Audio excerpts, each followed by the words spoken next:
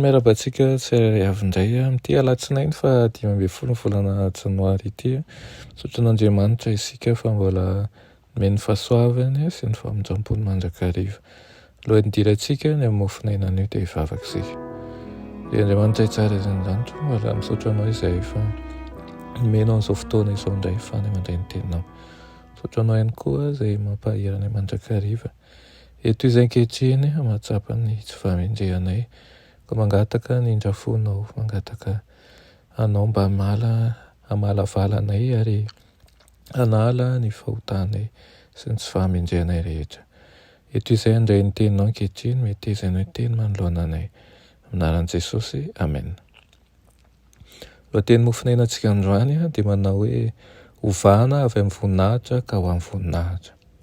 Nalaina amin'ny Korintana faharoa toko 7 andininy 17 manao hoe fa isika rehetra kosa amin'ny tava tsy misarona dia mijery ny voninahitry ny tompo toy ny amin'ny fitaratra ka OVANA ahazo izay endrika izany indrindra avy amin'ny voninahitra ka ho amin'ny voninahitra toy ny avy amin'ny tompo dia ny fanahy. Amen. Mibanjina ny fahatanteran'i Jesosy ny mpino rehefa hazavain'ny fanahin'Andriamanitra. Mibanjina io fahatanterana io izy ka miravoravo amin'ny fifaliana tsy hailazaina.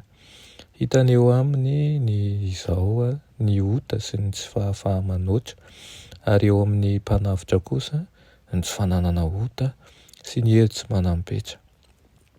Ny sorona nataon'i Kristy mba azahoany mizara amintsika ny fahamarinana, izany loha hevitra tokony hodinitsika ny mpahalianana fatratra sy lalina indrindra hatrany. Tsy nitsinona ny izao, i Jesosy kosa ny zavatra rehetra, ny hery manova amin'ny fahasoavana no mahatonga hanana ny toetra an'Andriamanitra. Efa mamirapiratra teo amin'ny Kristy ny voninahitr'Andriamanitra ka amin'ny fibanjinana ho an'i Kristy, ny fandiniana ny sorona nataony, ny fahatsiarovana fa ao aminy no hitoeran'ny fahafenon'Andriamanitra rehetra. Amin'izany rehetra izany no ahavoasarika ny mpino hanaiky bebe kokoa hatrany an'ilay loharanony hery. Tena zava-dehibe kokoa ny hananantsika ny fahazavana avy amin'ny fanan'Andriamanitra. Amin'izany fomba izany ihany mantsy no ahitantsika ny voninahitry Kristy, ary amin'ny fibanjinantsika no voaova ny toetsika ao amin'ny finoanan'i Kristy sy amin'ny alalan'ny finoana azy. Hananany ny fahasoavana sy ny fahamelan-keloka ho an'ny fanahy tsirairay avy.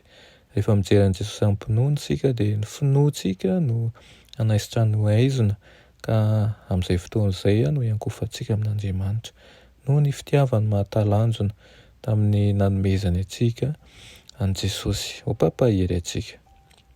Afaka ny ho tonga zanak'Andriamanitra sy mpandova ny lanitra ny mpanota, afaka mitsangana avy amin'ny vovoka izy ka mijoro mitafy ny fitafiany mazava, mahita fahatsarany tarehy vaovao.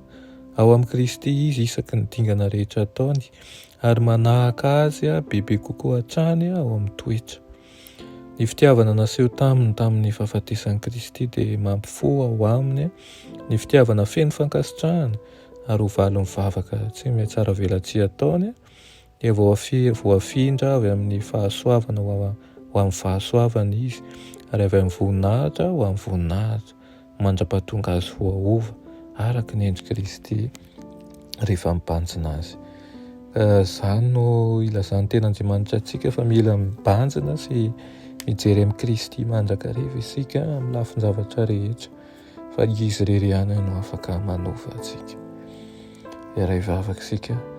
Renay malala tsara indrindra, mbola misaotra anao izay amin'izany hiteninao izany. Misaotra anao ihany koa izay mampianatra anay mandrakariva ny lalana tsara izay tokony andehananay, ary ny tokony hijerenay ianao tokoa, satria ao aminao ny fahamasinana sy ny fahamarinana rehetra.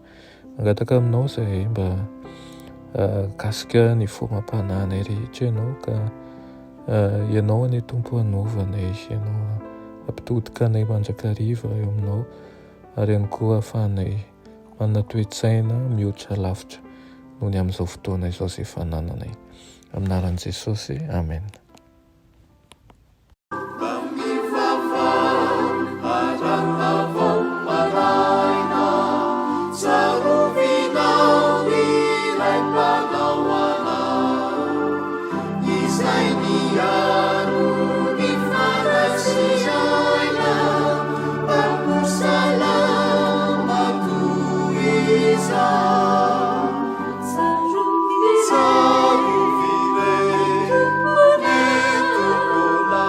Sapiaro